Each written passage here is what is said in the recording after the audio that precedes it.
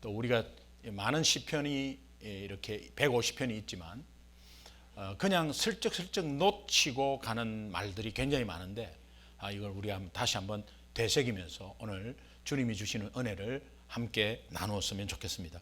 제목이 즐겁고 기뻐하는 인생, 이게 우리의 로망 인생이죠.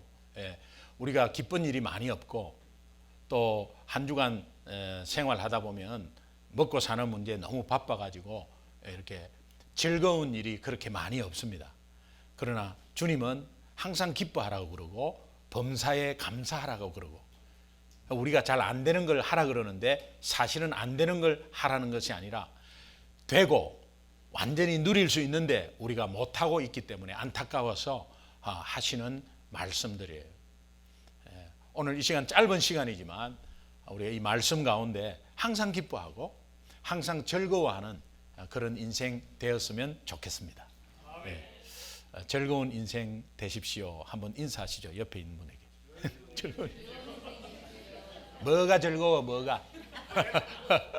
그렇게 마음적으로 혹시 가지고 있다면 특별히 그런 분들은 더 이번에 좀 비밀을 알고 다시 한번 일어서는 기회가 되었으면 좋겠습니다. 여러분, 세상에서 받는 기쁨은 잠시잖아요. 우리 다 알죠? 세상에서 받는 기쁨은 잠시예요. 아무리 큰 기쁨이 오잖아요. 그때뿐입니다. 뭐 슬픔도 마찬가지고요. 일이 막 잘 되잖아요. 그 일이 잘 되는 게 잘못된 게 아니고 일이 잘 돼야죠. 잘 되어서 기뻐요. 사업이 잘 돼서 기뻐요. 아이들이 좋은 대학에 들어가면 기뻐요.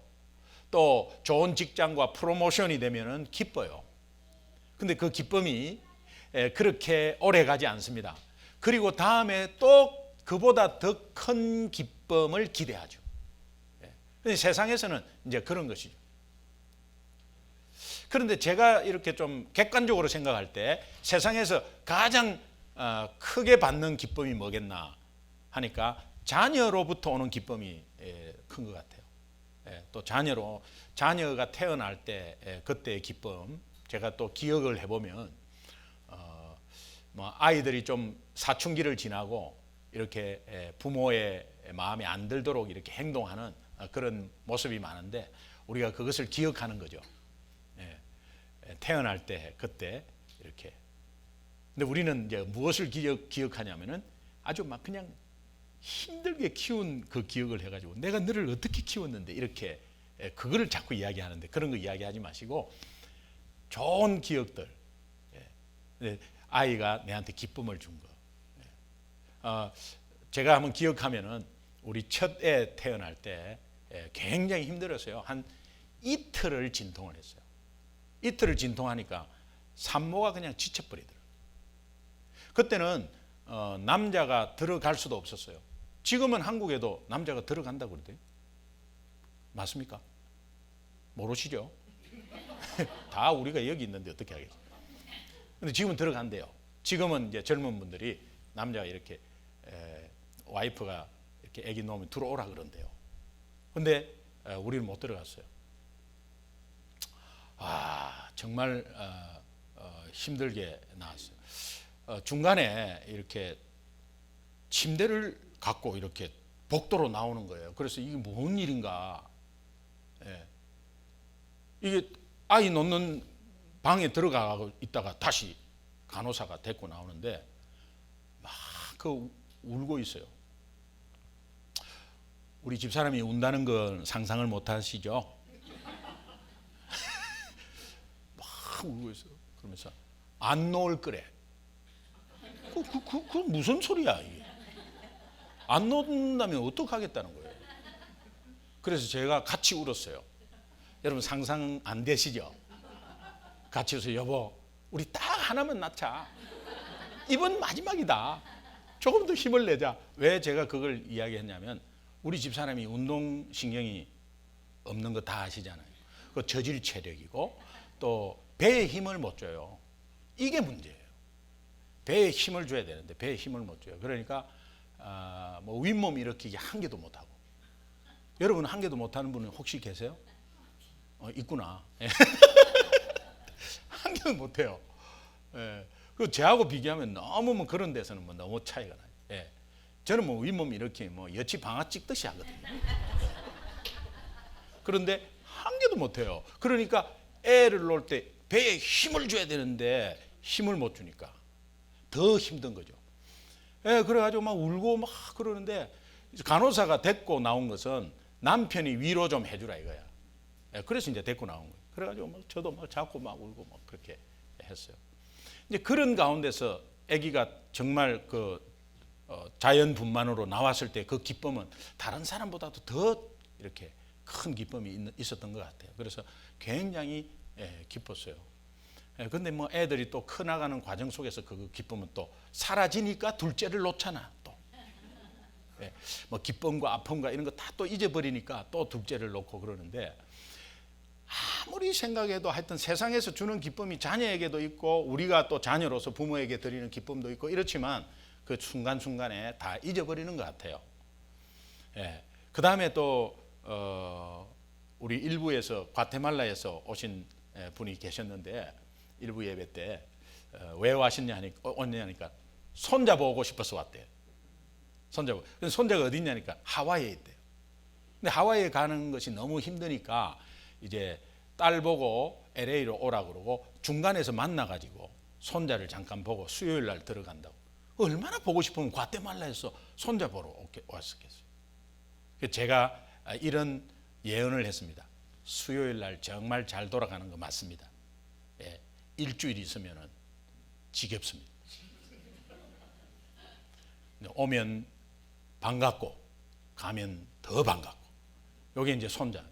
그래서 뭐 하여튼 어느 뭐 손자가 귀엽고 그냥 입에 넣어도 안 아프고 이래도 옆에 계속 같이 살잖아요. 고개 살려살려.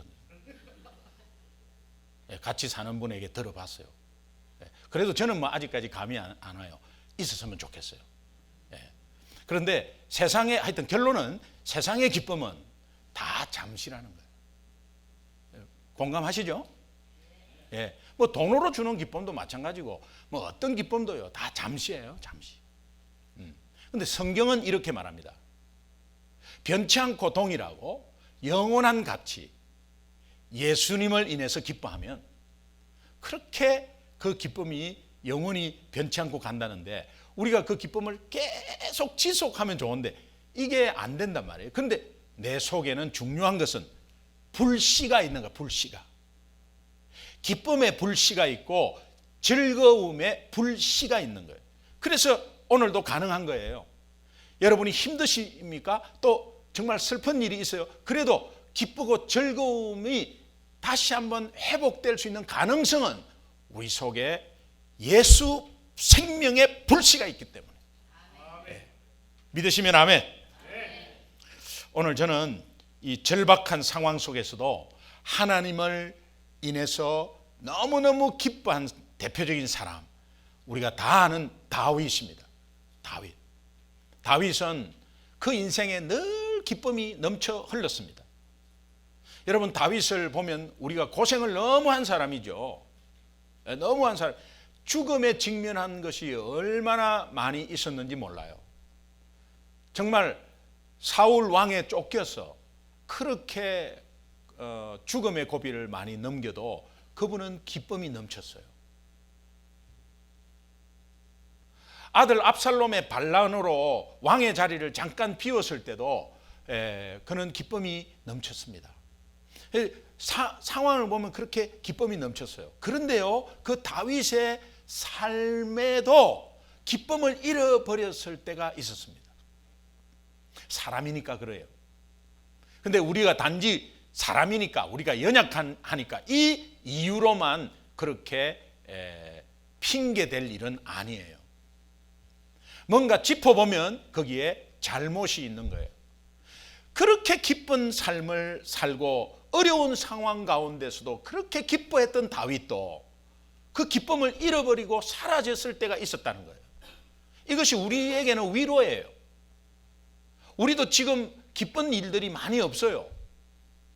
힘든 일들이 눈앞에 많아요. 그런데 어떻게 기뻐해야 되냐? 억지로 기뻐할 수는 없는 거예요.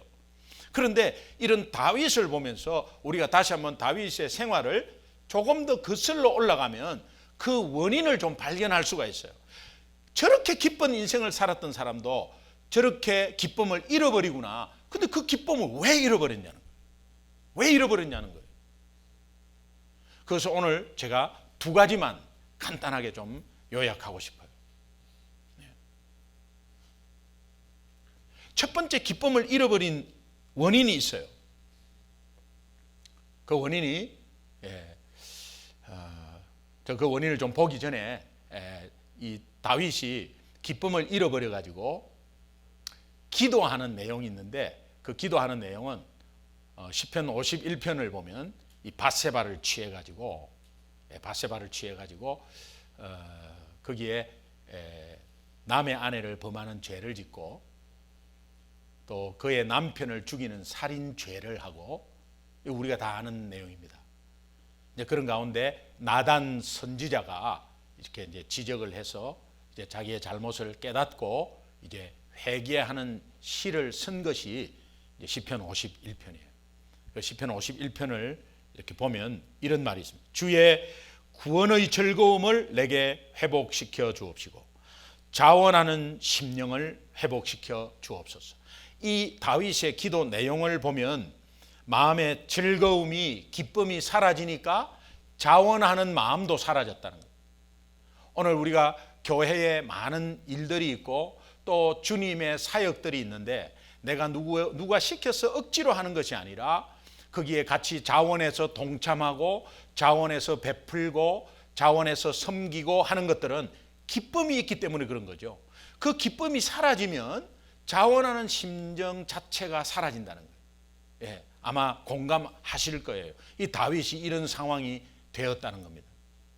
그렇다면 이 기쁨이 사라진 이유, 다윗이 그렇게 기뻐했던 사람인데 그 이유가 무엇이냐? 죄를 범했기 때문이냐? 죄를 범해서 기쁨이 잃어버렸기 때문이냐? 직접적인 원인이 될 수 있겠죠. 그런데 원천을 올라가면 그 이유는, 그 원천이 따로 있습니다. 우리는 여기저기서 죄를 지을 수 있어요. 그 죄를 짓는 가운데서 기쁨을 잃어버릴 수 있죠. 그런데 그 죄를 왜 짓느냐는 거예요. 다시 한번 또 그슬로 올라가는 거죠. 그 원인이 첫 번째, 하나님을 바라보지 않을 때, 하나님을 바라보지 않을 때 기쁨이 사라집니다. 우리가 사무엘하 11장 1절 한번 같이 함께 보겠습니다. 같이 읽습니다. 시작. 그해 돌아와 왕들이 출전할 때 되매 다윗이 요압과 그에게 있는 그의 부하들과 온 이스라엘 군대를 보내니 그들이 암몬 자손을 멸하고 랍바를 에워쌌고 다윗은 예루살렘에 그대로. 저기 앞부분과 뒷부분을 보면 이 다윗이 왕들이 출전할 때가 되매라는 말이 있고 다윗은 예루살렘에 그대로 있더라. 이 말은 다윗이 전쟁에 출전을 했다 안 했다? 안 했다는 겁니다. 그 당시에 전쟁은, 모든 전쟁은 왕이 앞장서야 됩니다. 왕이 출전을 해야 합니다. 그런데 왕이 출전을 하지 않는 그런 왕이 있어야 될 자리에 있지 않고 다윗은 예루살렘에 그냥 있었다는 거예요. 다시 말하면 오늘 우리에게 주시는 영적인 의미는 우리 삶은 모두 영적 싸움입니다. 영적 싸움에 우리가 있어야 될 자리는 하나님을 바라보는 자리에 있어야 된다는 거예요. 우리가 억지로 하나님을 바라보려고 해도 잘 안 돼요.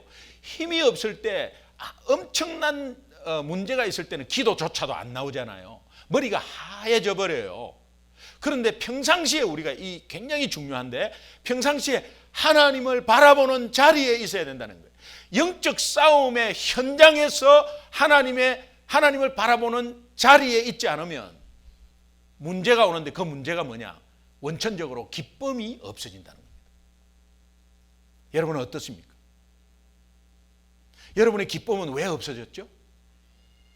어려운 재정적인 문제 때문에? 아니에요. 굉장히 일 바빠가지고 막 거기에 바쁜 가운데? 아니에요. 사람과의 관계에서? 아니에요. 사람 때문에 기쁨이 사라졌어요? 저 사람 탓이에요? 환경 탓이에요? 아니면 여건 탓이에요? 자녀 탓이에요? 부모 탓이에요? 아니에요. 여러분이 하나님을 바라보는 그 자리를 지키지 않았기 때문에 그래요. 하나님을 바라보는 자리라는 것은 여러분 핵심적인 자리거든요. 이 핵심적인 자리는 예배의 자리입니다. 예배의 자리예요. 공통분모죠. 우리가 예배의 자리에 나오면 어떠했든지 하나님을 바라볼 수 있어요. 하나님을 바라보는 연습을 할 수 있고 하나님을 바라볼 수 있는 환경 조성이 돼버려요. 예배에 나오면 말이에요. 예배 승리하시기 바랍니다. 그건 여러분 자리를 지키는 거예요. 이 자리를 지키지 않을 때 기쁨이 사라진다.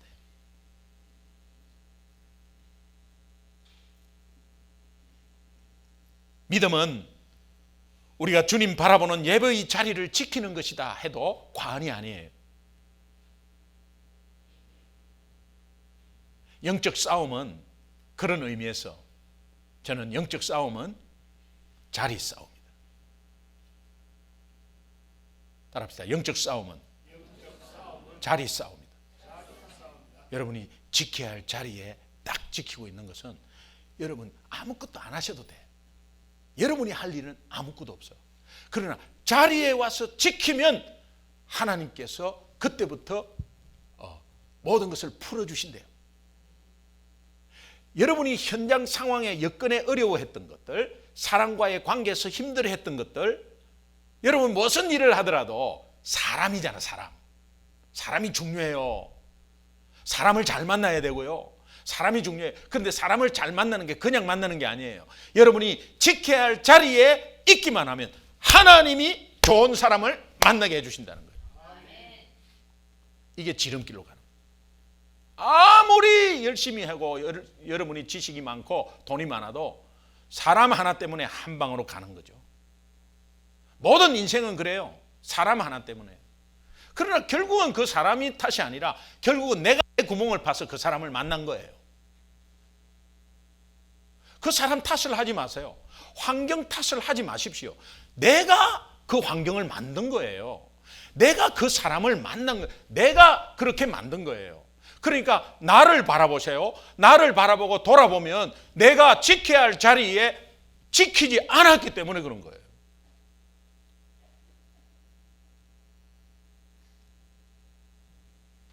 목사의 자리를 지키지 않고 목사이기 때문에 이런 타이틀을 말하는 게 아니에요. 목사의 자리에 지키지 않으면 그때부터 목사로서의 기쁨은 사라지는 거예요. 목회가 잘 됐다 안 됐다 그런 의미가 아니에요. 목회가 잘 됐다 안 됐다 이런 것도 다 자기에서 구멍을 파고 자기가 만드는 겁니다. 자기가 만드는데 그 만드는 것을 정말 내가 하나님을 바라보는 자리, 늘 하나님만 시선을 맞췄다면 하나님은 건강하게 그 목회를 이끌어 갈 줄로 믿습니다. 여러분 신앙생활도 마찬가지예요. 아브라함에게 내가 지시할 땅으로 가라고 그 갈대아 우르의 우상도시에 있는 아브라함을 내가 지시할 땅으로 가라고 하나님이 하셨을 때 그 지시할 땅은 네가 있어야 할 자리라는 거예요. 그 땅은 네가 있어야 할 자리라는 거예요. 그 자리는 예배의 자리라는 거예요. 여러분 계시록 7장에 보면 최종적인 그림, 완성된 그림을 보여주는 게 있는데 그게 모든 민족이 하나님 앞에 경배와 찬양을 드리며 예배 드리는 것이 완성된 그림이에요. 오늘 우리가 왜 신앙생활을 하고 왜 내가 기도를 하고 왜 전도를 하고 오늘 이 시간에 왜 주일날 예배를 드리는가? 하나님이 이런 모습을 통해서 우리를 완성으로 시켜나가는 가운데 정말 마지막에는 하나님 나라에서 예배 드리기 위함이다. 그래서 그 예배의 자리를 지키는 연습을 하고 있고 그 자리를 지키면 어떠한 복이 있는가라는 것을 이 땅에서 체험케 하기 위해서 오늘 우리에게 예배라는 것을 우리에게 기회를 계속 주는 거예요. 여러분 이 예배의 자리를 꼭 지키시기 바랍니다. 네. 아브라함이 그렇게 그 자리를 머물 때에 복의 근원으로 해주겠다는 거예요. 아브라함이 할 일은 하나도 없었습니다. 그 자리에 가서 그 자리를 지키기만 하면 너는 복의 근원이 되겠다는 거예요. 오늘 내 자녀가 왜 잘 됩니까? 내가 예배의 자리에 와 있으면 우리 자녀도 잘 된다는 거예요. 왜? 복의 근원이니까. 믿으시면 크게 아멘. 네. 그럼 우리 소중한 교회 그리스도의 바디잖아요. 교회 건물이 교회가 아니잖아요. 오늘 우리가 정말 주님을 고백한 우리 모두가 지체가 되고 우리 모두가 그룹으로 모였을 때 그리스도의 바디라고 그러잖아요. 이 그리스도의 바디의 중심은 일주일에 금요일, 주일 2번입니다. 교회 중심이 뭐냐? 담임 목사 따라서 말 잘 들으라, 그런 의미가 아니죠. 교회 중심이 뭐냐? 어떠한 바쁜 일이 있어도, 어떠한 힘든 일이 있어도 주님을 바라보는 자리를 지키는 것, 그게 예배의 자리를 지키는 것. 특별히 여러분이 어떠한 사정 외에는 특별한 것은 뭐 지역을 벗어난다든지 병원에 있다든지 정말 몸이 너무 아프다든지 이런 상황은 주님이 아시죠. 그러나 일반적인 상황을 말해요. 일반적인 상황 가운데서 여러분이 금요일 날 예배의 자리예요. 기도의 자리예요. 말씀의 자리예요. 주님 만나는 자리예요. 이 자리에 오기만 하면 우리는 하나도 할 것이 없대. 하나님이 풀어주시겠대. 엘리야에게 네가 이스라엘 자리를 가라. 그래서 엘리야가 순종해서 갔더니 그냥 까마귀가 먹여주는 거예요. 이 의미는 영적 의미가 있어요.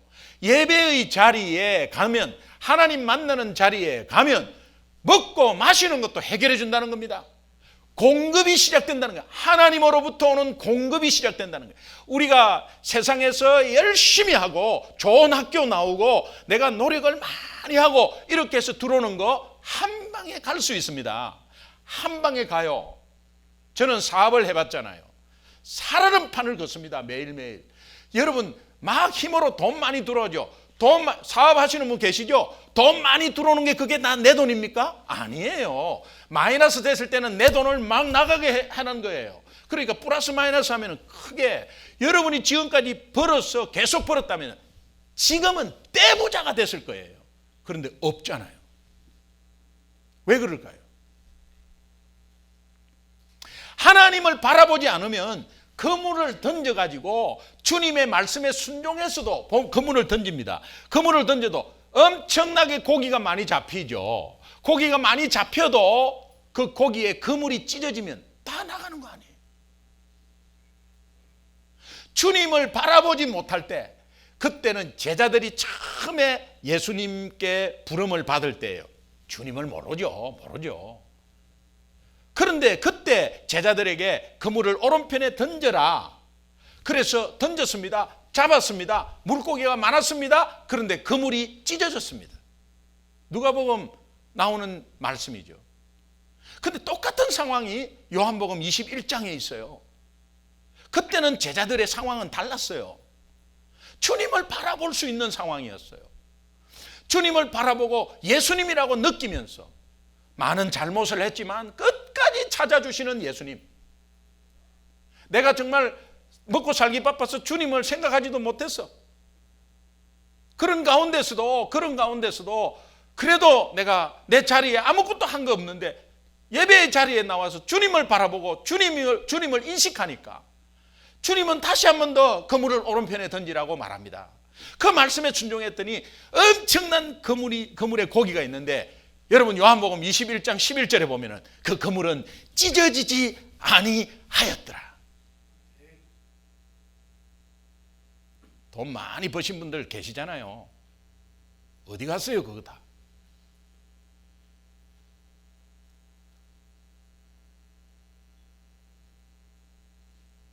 여러분 이것이 오늘 주님을 바라볼 수 있는 자리, 그 자리는 예배의 자리다. 여러분 우리 소중한 교회 금요일 날 예배 참석하라 이런 의미가 아니에요. 저는 성경적으로 여러분에게 말씀드리는 거예요. 내가 섬기는 교회, 분명히 내가 섬기는 교회, 내가 받는 꼴이 있어요. 주님은 분명히 거기에 맞도록 꼴을 딱딱 주고 있어요. 금요일도요, 주일에 상응한 그런 말씀이 선포되거든요. 그리고 기도하는 시간이 더 많죠. 여러분, 이것이 내가 그 자리에 나와 있을 때 그 금요일 날 뭔가를 하는 그것이 중요한 게 아니라, 먼저 예배의 자리에 나오면 하나님이 약속하지 않습니까? 예, 공급이 시작된다. 예, 까마귀가 먹을 거를 공급한다, 이 말은 우리가 정말 육신적인 것도 우리에게, 나는 예배의 자리에 있는데 내일 그 다음 주일날 하나님이 주신다는 거예요. 여러분이 열심히 해서 여러분이 막 거래처를 만나고 뭐 그렇게 하셨어요? 아니면 어느 날 갑자기 거래처에서 연락이 와가지고 덕덕 됐어요? 하나님의 은혜예요. 하나님이 하신 거예요.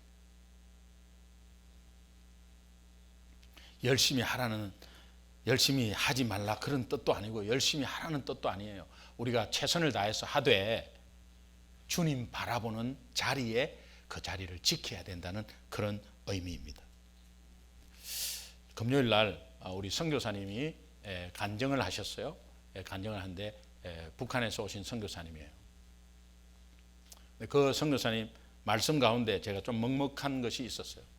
그 선교사님이 북한에 3년 이상을 있었는데 나오니까요, 가장 행복한 자리가 예배의 자리예요.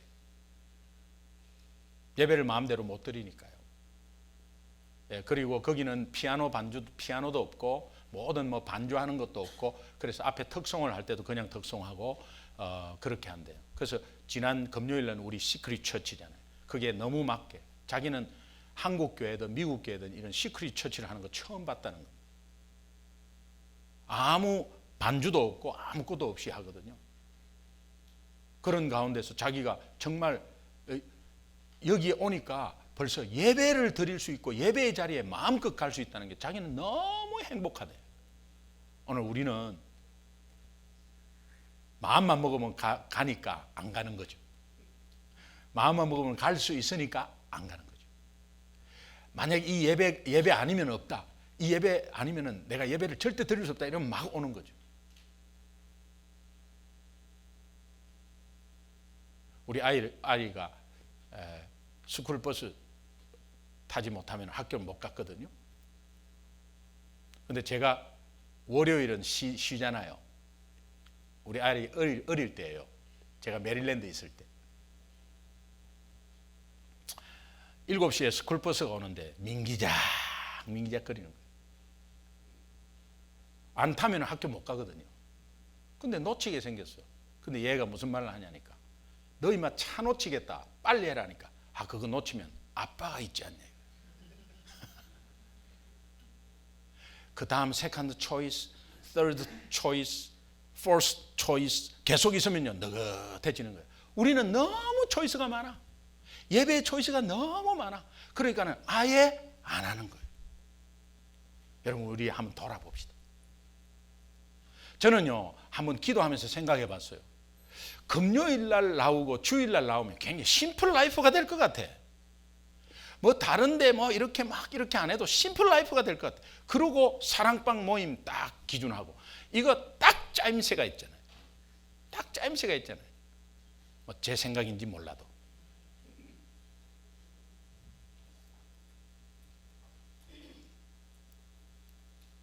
그런데 그 선교사님이 하시는 말씀 가운데서 이런 말씀이 있었어요. 예배를 사모하고 있는 북한 지하교회 한 분이 함경도에서 주일만 되면 1시간 반을 걸어서 산 2개를 넘는데요. 산 2개를 넘어서 산 위에 올라가서 저 두만강 건너서 중국 큰 교회 십자가가 있답니다. 그 십자가 쪽을 바라보면서 울면서 기도한대요. 하나님, 여기는 언제 오시는 겁니까? 하나님, 여기는 언제 오시는 거예요? 왜 나는 여기에서 예배를 드리지 못하고 있는 겁니까? 내 마음과 내 영혼은 저 교회 안에 있습니다. 저 교회가 건물이 아니라 저 공동체 안에서 내가 함께 오늘 주일을 맞이해서 예배드립니다. 하나님, 여기에 속히 오시옵소서. 여기에 언제 오시는 겁니까? 하면서 막 울면서 1시간을 쏟아붓고 내려온다는 거예요. 매 주일마다 그런 지하교회 교인이 있다는 거예요. 시편 65편 4절 한번 같이 읽겠습니다. 같이 읽습니다. 시작. 주께서 택하시고 가까이 오게 하사 주의 뜰에 살게 하신 사람은 복이 있나이다. 우리가 주의 집 곧 주의 성전의 아름다움으로 만족하리이다. 주의 뜰에 있기만 하래요. 주의 뜰에 있기만 하래요. 그 예배의 자리에 있기만 하면 하늘에 만족이 오고 또 하나님이 주시는 복이 있답니다.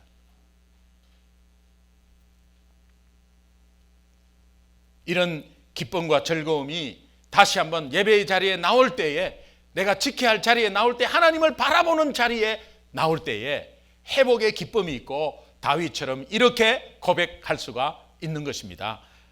시편 71편 22절 23절 보겠습니다. 같이 읽습니다. 시작. 나의 하나님이여, 내가 또 비파로 주를 찬양하며 주의 성실을 찬양하리다. 이스라엘의 거룩하신 주여, 내가 수금으로 주를 찬양하리이다. 내가 주를 찬양할 때 나의 입술이 기뻐 외치며 주께서 속량하신 내 영혼이 즐거워. 다윗에게 기쁨이 사라진 또 하나의 이유, 마지막으로 감사를 잃어버릴 때. 감사를 잃을 때. 저는 이 두 가지가, 감사와 염려, 걱정 이런 것들이 많으면 감사는 줄어들고, 감사가 많으면 자동적으로 이것이 줄어들고, 그게 반비례인 것 같아요.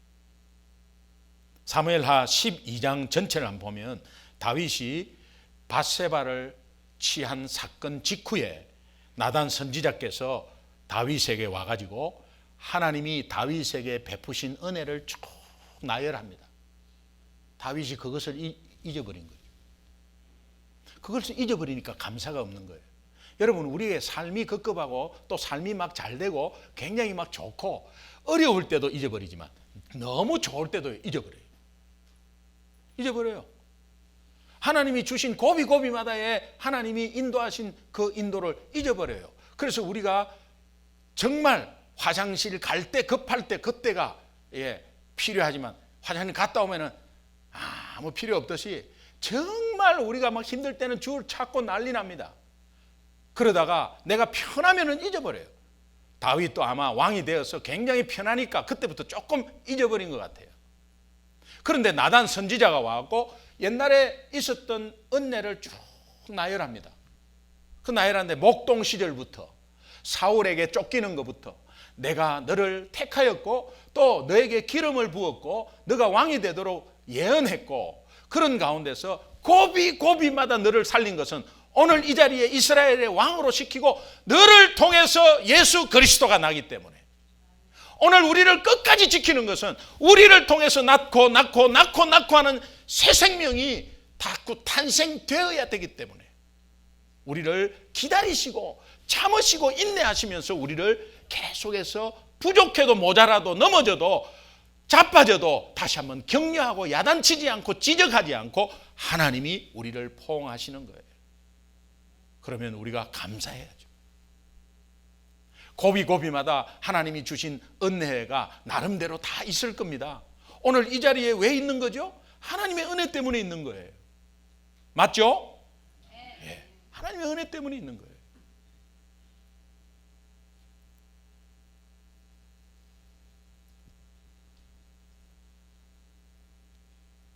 감사를 잃어버린 다윗에게 하나님이 이런 말씀을 합니다.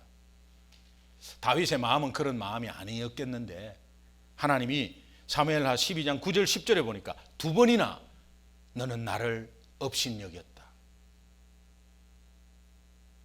감사를 잃어버리니까요. 감사를 잃어버린 우리에게 하나님은, 우리는 업신여긴 적이 없는데, 그런데 너는 나를 업신여겼다.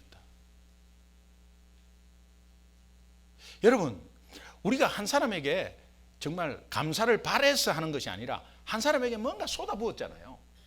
전부를 주는 거예요. 전부를 줬는데 감사 한마디도 안 했다. 그럼 그거 뭐 어떻게 생각해야 되죠?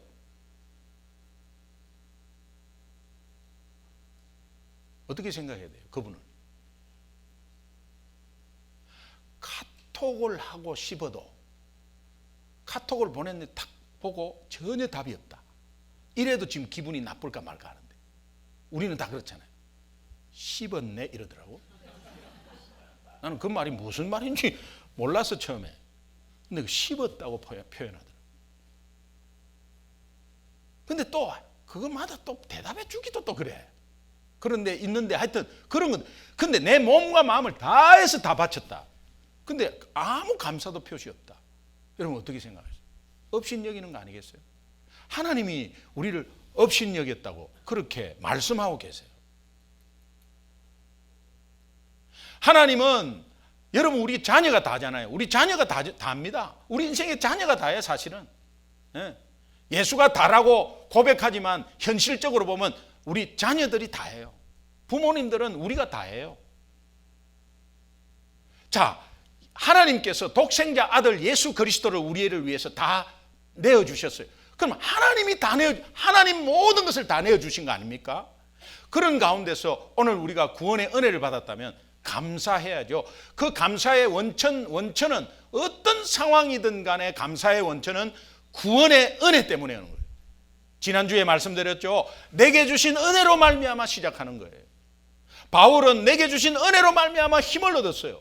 그래서 그것이 터가 다져져서 그 터가 예수 그리스도고 예수 그리스도 위에 세워진 인생이 되었다는 거예요. 오늘 감사하는 그 감사의 원천은 예수 그리스도예요. 예수님 때문이에요. 여러분 상황 때문에 감사하는 게 아니에요. 사람 때문에 감사하는 게 아니에요. 그 상황과 사람을 초월한 뒷면에 있는 나를 지키시고 끝까지 참고 인내하시고 기다리시는 나를 인도하시는 예수님 때문에 감사하는 거예요. 이것을 놓치면 기쁨을 잃어버린대요. 이것을 놓치면 기쁨을 잃어버린대요. 다니엘은 어릴 때 바벨론의 포로로 끌려간 사람이에요. 그는 바벨론에서 창시 계명을 당하는 수치를 받았습니다. 그리고 포로로서 인종차별적인 대우와 시기 질투를 굉장히 많이 받았어요.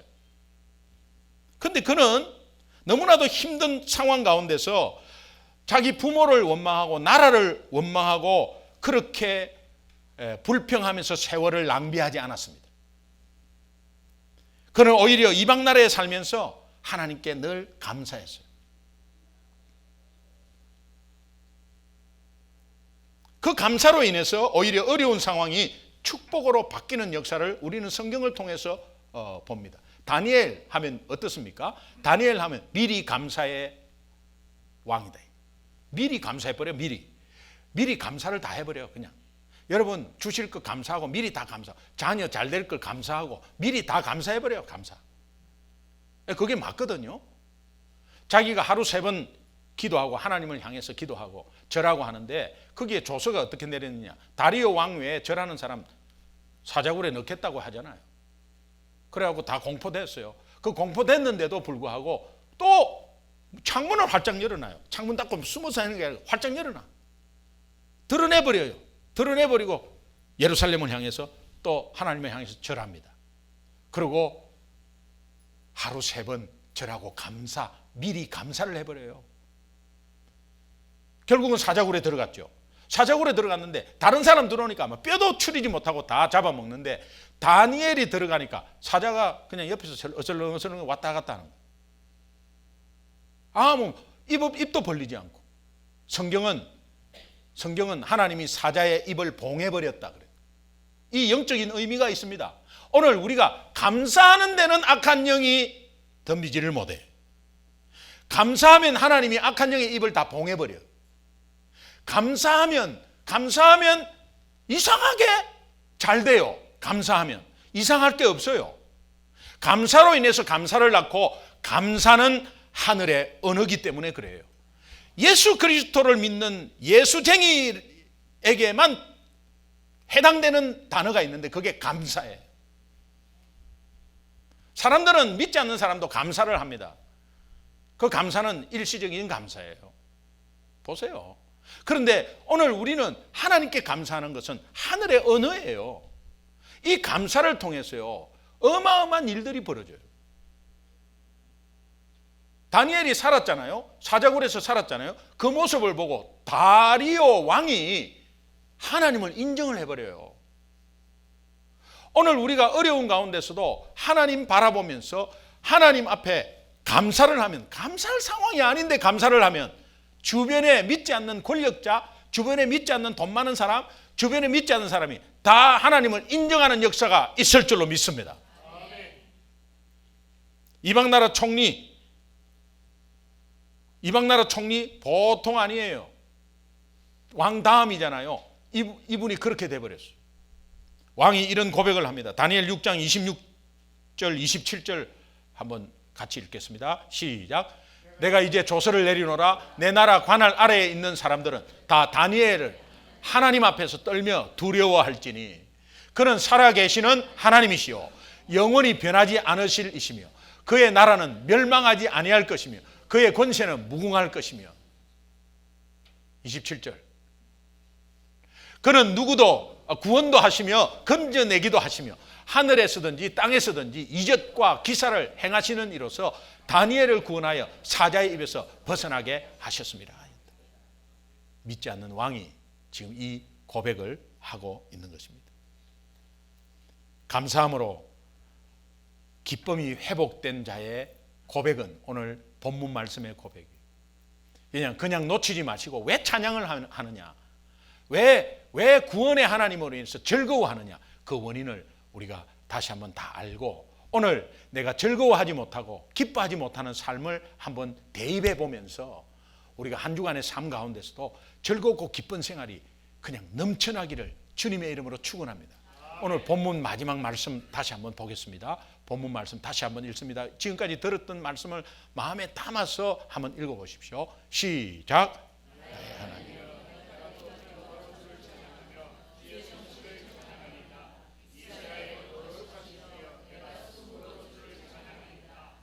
내가 주를 찬양할 때에 나의 입술이 기뻐 외치며 주께서 속량하신 내 영혼이 즐거워하리이다. 환경이 아닙니다. 또 현실적인 사람이 아니에요. 내 앞에 있는 문제가 아닙니다. 내 속에 내가 지켜야 할 자리에 또 하나님을 바라보지 못했고 또 내가 감사가 없었음에 원인이 있었습니다. 이것을 다시 알고 한 주간의 삶 가운데서도 여러분 이것이 넘쳐 흘러가지고 믿지 않는 영혼들이 여러분을 보면서 많이 돌아오는 역사가 있기를 주님의 이름으로 축원합니다. 기도하겠습니다.